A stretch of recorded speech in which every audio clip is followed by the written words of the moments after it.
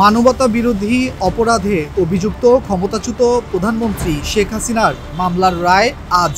সেই মামলার রায়কে ঘিরে কঠোর নিরাপত্তার চাদরে ঢেকে রেখেছে আইন শৃঙ্খলা বাহিনী, সাথে রয়েছে সেনাবাহিনী এবং আন্তর্জাতিক অপরাধ ট্রাইব্যুনালের চতুর্দিকে আমরা দেখেছি বিজিবি সদস্য থেকে শুরু করে অসংখ্য পরিমাণে আইন শৃঙ্খলা বাহিনী মোতায়েন করা হয়েছে এবং তারা আজকে এই রায়কে কেন্দ্র করে যাতে করে কোনো সহিংস ঘটনা না ঘটে সেই কারণেই কিন্তু এই নিরাপত্তা জোরদার করা হয়েছে। এই রায়কে কেন্দ্র করে ঢাকা শহর জুড়ে শাটডাউন কর্মসূচি ঘোষণা করেছে কার্যক্রম নিষিদ্ধ আওয়ামী লীগ এবং সে কারণে কঠোর অবস্থানে আইন শৃঙ্খলা বাহিনী।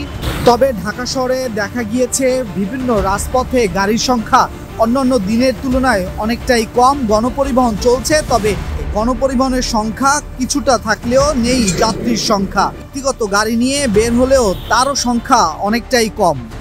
মোহাম্মদ রাইয়ান হোসেন, কালের কণ্ঠ।